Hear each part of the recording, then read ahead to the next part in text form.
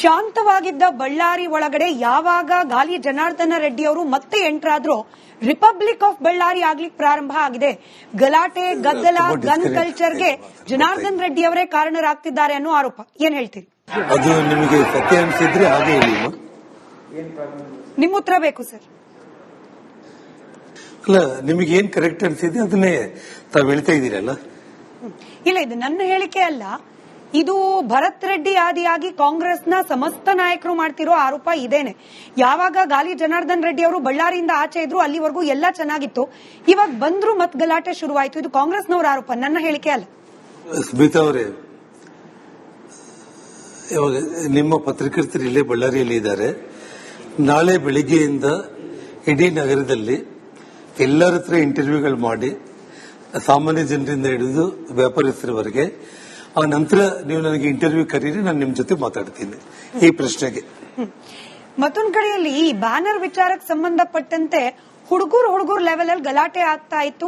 ಒಬ್ಬ ಮಾಜಿ ಸಚಿವರಾಗಿ ನೀವು, ಮಾಜಿ ಸಚಿವರಾಗಿ ಶ್ರೀರಾಮುಲು ಅವರು ಎಂಟರ್ ಆಗಬಾರ್ದಾಗಿತ್ತು ಅಂತ ಹೇಳಿ ನಾರಾ ಭರತ್ ರೆಡ್ಡಿ ಅವರೇ ಇವಾಗ ಅಷ್ಟೇ ಹೇಳಿದ್ದಾರೆ. ನೋಡಮ್ಮ, ಅವನು ಕುಡುಕ, ಡ್ರಗ್ ಅಡಿಕ್ಟೆಡ್. ಅವನು ರೌಡಿಗಳನ್ನ 40-50 ಮಂದಿ ಮನೆ ಮೇಲೆ ಕಳಿಸಿದ್ರಾಗ ತಾವೊಬ್ಬ ಹೆಣ್ಮಗಳಾಗಿ ನೀವು ನಿಮ್ಮ ಮನೆಯಲ್ಲಿದ್ದಾಗ, ನಿಮ್ಮ ಮಕ್ಕಳ ಜೊತೆಯಲ್ಲಿದ್ದಾಗ ಯಾರಾದ್ರೂ ರೌಡಿಗಳು 40-50 ಮಂದಿ ನಿಮ್ಮ ಮನೆ ಮುಂದೆ ಬಂದು ಗಲಾಟೆ ಮಾಡಿದ್ರೆ ಪ್ರೈವೇಟ್ ಗನ್ಮೆನ್ಗಳನ್ನ ತಗೊಂಡು ನಿಮ್ಮ ಮನೆಯವ್ರು ಏನ್ ಮಾಡ್ತಾರೆ ಸ್ಮಿತಾ? ಸುಮ್ಮನೆ ಮನೆಗೆ ಬಾಗ್ಲೆಕೊಂಡು ಕೊಡ್ತೀರಾ? ಬಟ್ ಗನ್ಗಳು ನಿಮ್ಮ ಹತ್ರನೂ ಇತ್ತು, ಕಲ್ಗಳು ನಿಮ್ಮ ಮನೆಯಿಂದ ಆಚೆ ತೂರಲ್ಪಟ್ಟವು. ನಿಮ್ಮ ಮನೆ ಕಾಂಪೌಂಡ್ ಒಳಗಿರೋ ಕಚೇರಿ ಅಂತೆ, ಆ ಕಚೇರಿಯಿಂದಲೇ ಅನೇಕರು ದೊಣ್ಣೆ ಇಟ್ಕೊಂಡು ಆಚೆ ಬಂದ್ರು. ನಾರಾ ಭರತ್ ರೆಡ್ಡಿ ಅವರು ಆರೋಪ ಮಾಡ್ತಿರೋದು ಸರ್ ಇದು. ಸಾವಿರಾರು ಜನ ಇದ್ರಂತೆ ನಿಮ್ಮ ಮನೆ ಒಳಗಡೆ ಗಲಾಟೆ ಆಗುವಾಗ. ಎಲ್ಲಿಂದ ಬಂದ್ರು? ತೆಲಂಗಾಣದಿಂದ ಜನ ಕರೆಸಿದ್ರು ಜನಾರ್ದನ್ ರೆಡ್ಡಿ ಅವರು ಅನ್ನೋ ಆರೋಪ ಭರತ್ ರೆಡ್ಡಿ ಅವರು ಮಾಡ್ತಿದ್ದಾರೆ. ನೋಡಿಮ್ಮ, ನಿಮ್ಮ ಟಿವಿ ಚಾನೆಲ್ ಅವರು ಇಲ್ಲೇ ಇದ್ದಾರೆ. ಎಲ್ಲ ವಿಜುವಲ್ಸ್ ನಿಮ್ ಕಣ್ಮುಂದೆ ಇದೆ.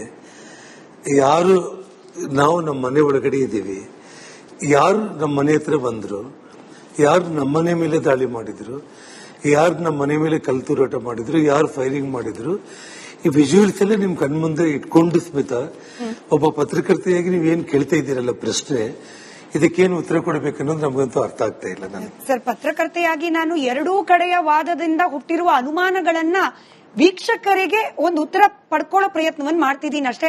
ನಾನು ಅವ್ರ ಪರಾನೂ ಅಲ್ಲ, ಇವ್ರ ಪರಾನೂ ಅಲ್ಲ, ನಿಮ್ ಪರಾನೂ ಅಲ್ಲ, ಭರತ್ ರೆಡ್ಡಿ ಅವ್ರ ವಿರುದ್ಧನೂ ಅಲ್ಲ. ಭರತ್ ರೆಡ್ಡಿ ಅವರ ಆರೋಪಕ್ಕೆ ಉತ್ತರ ಬೇಕು ನಿಮ್ಮಿಂದ ಅಷ್ಟೇನೆ. ನೋಡಿ ಅಮ್ಮ, ಎರಡೂ ಕಡೆ ವಾದ ಅನ್ನೋದು ಬೇಡ. ಅಮ್ಮ ಸ್ಮಿತಾ ಅವರೇ, ನನಗೆ ಒಂದು ಹೇಳಿ ಸ್ಮಿತಾ ಅವರೇ, ನಮ್ಮ ಮನೆಗೆ ಅವ್ರು ಬಂದು ಗಲಾಟೆ ಮಾಡಿದಾರ? ನಾವು ಭರತ್ ರೆಡ್ಡಿ ಮನೆ ಮುಂದೆ ಹೋಗಿದ್ವಿ, ಅದನ್ನ ಹೇಳಿ ನನಗೆ ಫಸ್ಟ್. ನಿಮ್ಮನೆ ಮುಂದೆ ಗಲಾಟೆ ಆಗಿದೆ? ಮತ್ತೆ ನಮ್ಮ ಮನೆ ಮುಂದೆ ಬಂದು ಗಲಾಟೆ ಮಾಡಿ, ನಮ್ಮ ಮನೆ ಮೇಲೆ ಕಲ್ತೂರಾಟ ಮಾಡಿ, ನಾನು ಕಾರ್ ಇಳಿದ ತಕ್ಷಣ ನನ್ನ ಮೇಲೆ ಫೈರಿಂಗ್ ಮಾಡಿ, ನಮ್ಮ ಕಚೇರಿಗಳ ಮೇಲೆ ಫೈರಿಂಗ್ ಮಾಡಿ ಕಲ್ತೂರಾಟ ಮಾಡಿದ್ದು, ಸುಮಾರು ಒಂದು ಒಳ್ಳೆ ಪ್ರಿಪೇರ್ಡ್ ಆಗಿ ಬ್ಯಾನರ್ ನೆಪದಲ್ಲಿ ಬಂದು ಜಗಳ ತಕ್ಕೊಂಡು ಇಡೀ ನಗರದಲ್ಲಿ ಎಲ್ಲರನ್ನ ಭಯಭ್ರಾಂತರನ್ನಾಗಿ ಮಾಡಬೇಕಂತೇಳಿ ಪ್ರಯತ್ನ ಮಾಡಿದ್ದವರು ಅವರು. ಆ ಸತ್ಯ ವಿಜುವಲ್ಸ್ ನಿಮ್ ಕಣ್ ಮುಂದೆ ಇಟ್ಕೊಂಡು ತಾವು ಯೋಚನೆ ಮಾಡಿ. ನಿಮ್ಮ ಮೇಲೆ ಅಂಥ ದ್ವೇಷ ಏನು? ನಿಮ್ಮನ್ನು ಕೊಲೆನೇ ಮಾಡ್ಬಿಡ್ಬೇಕು ಅನ್ನೋ ಹಂತದಲ್ಲಿ ದ್ವೇಷ ಭರತ್ ರೆಡ್ಡಿ ಅವ್ರಿಗಾಗ್ಲಿ ಅಥವಾ ಅವರ ಆಪ್ತರೋ ಯಾರೋ ಬಿಸ್ನೆಸ್ ಮ್ಯಾನೋ ಸತೀಶ್ ರೆಡ್ಡಿ ಅವ್ರಿಗಾಗ್ಲಿ ಯಾಕೆ ಬರಬೇಕು ಅಂತ? ನೋಡಿ, ಒಂದು ವಿಷಯ ಹೇಳ್ತಾ ಇದ್ದೀನಮ್ಮ ನಿಮಗೆ. 2006 ಕೊಯ್ಲೇಷನ್ ಗವರ್ಮೆಂಟ್ ನಡೆಯುವ ಸಂದರ್ಭದಲ್ಲಿ ಒಂದು SP ಪಂಕಜ್ ಕುಮಾರ್ ಠಾಕೂರ್ ಅಂತೇಳಿ ಇಲ್ಲಿ ಕೆಲಸ ಮಾಡ್ತಾ ಇದ್ರು. ಇದೇ ನಾರಾಯಣ್ ರೆಡ್ಡಿ ಅವರು ನಮ್ಮ ಶ್ರೀರಾಮುಲು ಅವರ ಹಾದಿಯಾಗಿ ನಮ್ಮನ್ನ ಟಾರ್ಗೆಟ್ ಮಾಡಲಿಕ್ಕೆ ನಕ್ಸಲೈಟ್ಗಳನ್ನ ಬಳ್ಳಾರಿಗೆ ಆಹ್ವಾನ ಮಾಡಿ ಅವ್ರಿಗೆ ಶೆಲ್ಟರ್ ಕೊಟ್ಟು ಹೆಚ್ಚು ಕಡಿಮೆ ವಿದೇಶಿ ವೆಪನ್ಗಳ ಸಮೇತ AK-47ಗಳ ಸಮೇತ ಕೋಟ್ಯಾಂತರ ರೂಪಾಯಿ ಬೆಲೆ ಮಾಡುವ ವೆಪನ್ಸ್ ಅನ್ನ ಅವರು ಡಿಸ್ಪ್ಲೇ ಮಾಡ್ತಾರೆ ಮಾಧ್ಯಮಗಳ ಮುಂದೆ. ಆ ಘಟನೆ ಆದ ತಕ್ಷಣ SP ಅಲ್ಲಿಂದ ಟ್ರಾನ್ಸ್ಫರ್ ಮಾಡ್ತಾರೆ. ಆ SP ಇರೋ ಕಾರಣ ನಮ್ಮೆಲ್ಲರಿಗೆ ಜೀವ ರಕ್ಷಣೆ ಇದೆ. ಇಲ್ಲದೆ ಹೋದ್ರೆ ಅವತ್ತು ಇದೇ ಭರತ್ ಅವ್ರ ತಂದೆ ನಾರಾ ಸೂರ್ಯನಾರಾಯಣ ರೆಡ್ಡಿ ಇಲ್ಲಿ ಶಾಸಕರಾಗಿದ್ದಂತವ್ರು. ಅವರ ಒತ್ತಡದಿಂದ SP ಟ್ರಾನ್ಸ್ಫರ್ ಆಗಿತ್ತು. ಅದರ ವಿರುದ್ಧನೇ ನಾವು ಅವತ್ತು ಹೋರಾಟ ಮಾಡಿ ಇವತ್ತು ಆ ಒಂದು ವಿಷಯದಲ್ಲಿ ಅವತ್ತೆಲ್ಲ ಕೂಡ ಬಹಳ ಘಟನೆಗಳಾಯಿತು. ಅದೆಲ್ಲ ನಿಮ್ಮ ಟಿವಿಗಳಿಗೆ ಗೊತ್ತಿರುವಂತದ್ದು. ಹಾಗಾಗಿ ಇದು ಅವರ ಕ್ರಿಮಿನಲ್ ಹಿನ್ನೆಲೆ ಇರುವಂತದ್ದು. ಅವರಿಗೆ ಏನಾಗಿದೆ, ದಿನೇ ದಿನೇ ಜನಪ್ರೀತಿ ಕಳ್ಕೊಂತ ಇದ್ದಾರೆ. ಇವತ್ತು ಜನಾರ್ದನ್ ರೆಡ್ಡಿ ಹಿಂದೆ ಸಚಿವನಾಗಿದ್ದಾಗ ಇಡೀ ಬಳ್ಳಾರಿ ನಗರದಲ್ಲಿ 16 4 ಲೈನ್ ರಸ್ತೆಗಳನ್ನು ಮಾಡಿದ್ದಂಥವ್ನು ನಾನು. 1,000 ಕೋಟಿ ಬೆಲೆ ಮಾಡೋ ಸೂಪರ್ ಸ್ಪೆಷಾಲಿಟಿ ಆಸ್ಪತ್ರೆಗೆ ಪ್ಲಾನ್ ಮಾಡಿ ಕಟ್ಟಿದ್ದಂಥವ್ರು ನಾವು. ಇಂಟರ್ನ್ಯಾಷನಲ್ ಏರ್ಪೋರ್ಟ್ಗೆ 900 ಎಕರೆ ಜಮೀನು ತಗೊಂಡಿದ್ದಂಥವ್ರು ನಾವು. ಇಡೀ ಅಖಂಡ ಜಿಲ್ಲೆಯಲ್ಲಿ 1000 ಹಳ್ಳಿಗಳಲ್ಲಿ 600 ಹಳ್ಳಿಗಳಿಗೆ ಫ್ಲೋರೈಡ್ ರಹಿತ ತುಂಗಭದ್ರಾ ಕುಡಿಯೋ ನೀರು ಕೊಟ್ಟಿದ್ದಂಥವ್ರು ನಾವು. ಡೆವಲಪ್ಮೆಂಟ್ ಯೋಚನೆ ಮಾಡಿದೀವಾಗಲೇ ಮನೆಯಲ್ಲಿ 3 ಮಂತ್ರಿಗಳು ಇಟ್ಕೊಂಡು, ಪಾರ್ಲಿಮೆಂಟ್ ಮೆಂಬರ್ ಇಟ್ಕೊಂಡು ಅವ್ರ ಬಗ್ಗೆ ನಾವು ಯಾವತ್ತೂ ಕೂಡ ಕೆಟ್ಟ ಯೋಚನೆಗಳು ನಾವು ಮಾಡಿಲ್ಲ.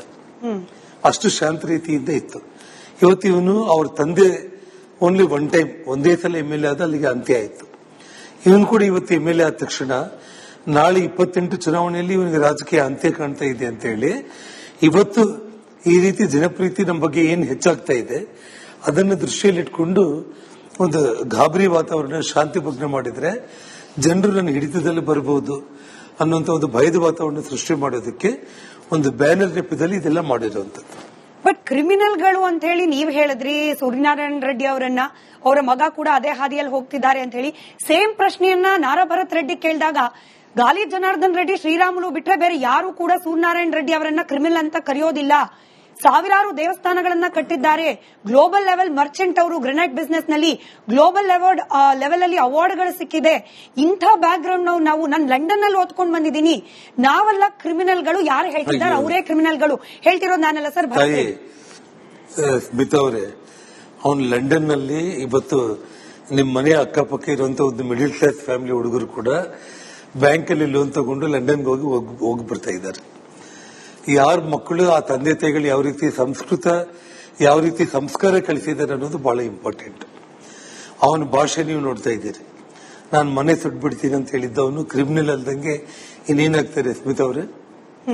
ನಾನು ತಾಳ್ಮೆ ಕಳ್ಕೊಂಡ್ರೆ ಬಳ್ಳಾರಿನೇ ಭಸ್ಮ ಆಗ್ಬಿಡುತ್ತೆ ಅಂತ ಹೇಳ್ತಾ ಇರುವಂತವನು ಕ್ರಿಮಿನಲ್ ಅಲ್ದೆ ಇನ್ನೇನಾಗ್ತಾನೆ ಅವನು?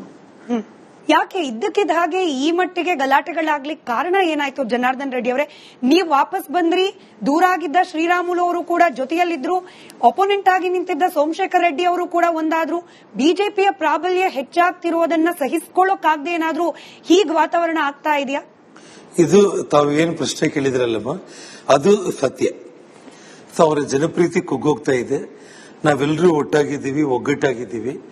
ಬಿಜೆಪಿ ಪಕ್ಷ ಈ ಹಿಂದೆ ಯಾವ ರೀತಿ ಬಳ್ಳಾರಿಯಲ್ಲಿ 10ಕ್ಕೆ 9 ಸೀಟ್ ಗೆದ್ದಿತ್ತು, ಈ ಬಾರಿ 10ರಲ್ಲಿ 10 ಗೆಲ್ತೀವಿ ಅನ್ನುವಂತ ಅಖಂಡ ಜಿಲ್ಲೆಯ ವಾತಾವರಣ.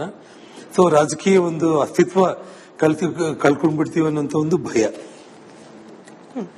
ಆದ್ರೆ ಭರತ್ ರೆಡ್ಡಿ ಅವರ ಮಾತುಗಳಲ್ಲಿ ಈ ರೀತಿಯಾಗಿ ವ್ಯಕ್ತ ಆಗ್ತಾ ಇಲ್ಲ. ಅವರು ಈಗಷ್ಟೇ ಮಾತನಾಡುವಾಗ ರಿಪಬ್ಲಿಕನ್ನರ ಜೊತೆ ಹೇಳಿದ್ದು, ನಿಮ್ಮ ಈ ಗಣಿ ವಿಚಾರಕ್ಕೆ ಸಂಬಂಧಪಟ್ಟ ಕೇಸ್ ಒಂದು ಮತ್ತೆ ಹೊರಗೆ ಬರ್ತಾ ಇದೆ, ನೀವು ಮತ್ತೆ ಜೈಲಿಗೆ ಹೋಗೋ ಪರಿಸ್ಥಿತಿ ಬಂದ್ರೂ ಆಶ್ಚರ್ಯ ಇಲ್ಲ. ಹಾಗಾಗಿ ಜನರ ಮನಸ್ಸನ್ನ ಅಥವಾ ಅವರ ಗಮನವನ್ನ ದಿಕ್ತಪ್ಸೋಕೆ ಈ ಗಲಾಟೆಯನ್ನು ಮಾಡಿಸ್ತಿದ್ದಾರೆ ಜನಾರ್ದನ್ ರೆಡ್ಡಿ ಅವರು ಅಂತ ಹೇಳಿ ಕೇವಲ 10 ನಿಮಿಷದ ಹಿಂದೆ ಭರತ್ ರೆಡ್ಡಿ ಅವರು ಮಾಡಿದ ಆರೋಪ. ಯಾವ ಕೇಸಿಂದ ಯಾರು ತಪ್ಪಿಸಿಕೊಳ್ಳೋದಕ್ಕೆ ಸಾಧ್ಯ ಇಲ್ಲ. ಯಾವ ಕೇಸು ಅದಕ್ಕೆ ಸಂಬಂಧಪಟ್ಟ ಕಾನೂನು ಅನ್ನೋದು ಇದ್ದೇ ಇರುತ್ತೆ. ಅರ್ಥ ಆಯ್ತಾ? ಅನಾವಶ್ಯಕವಾಗಿ ಅವ್ನು ಮಾಡಿರೋ ತಪ್ಪನ್ನ ಮುಚ್ಕೊಳ್ಳೋದಕ್ಕೆ ಅವನಿಗೆ ಆಗ್ತಾ ಇಲ್ಲ. ನಾವು ನಿನ್ನೆ ಮನೆ ಸುಡ್ತೀನಿ ಅಂತ ಹೇಳ್ತಾನೆ, ಬಳ್ಳಾರಿ ಭಸ್ಮ ಮಾಡ್ತೀನಿ ಅಂತ ಹೇಳ್ತಾನೆ, ನಾನು ಅವನ ಕತೆ ನೋಡ್ತೀನಿ ಅಂತ ಹೇಳ್ತಾನೆ. ಅವ್ರನ್ನ ಸಾಯಿಸಬೇಕು ಅಂದ್ರೆ 1000 ಮಾರ್ಗಗಳಿದೆ ಅಂತ ಹೇಳಿ ಮೀಡಿಯಾದಲ್ಲಿ ಕಂಪ್ಲೀಟ್ ಕುಡಿದ ಅಮಲಲ್ಲಿ ಅವ್ನು ನೋಡಿ, ನೀವು ಟಿವಿಗಳಲ್ಲಿ ನಿನ್ನೆ ಮಾತಾಡಿದ್ರಲ್ಲಿ ಕಣ್ಣು ಮುಚ್ಕೊಂಡ್ಬಿಡ್ತಾ ಇದ್ದಾನೆ. ಫುಲ್ ಕುಡಿದು ಕಂಪ್ಲೀಟ್ ಅವನೇ ಡ್ರಗ್ ಅಡಿಕ್ಟ್. ಅವನ ಮಾತನ್ನು ನೀವು ಕಟ್ಕೊಂಡು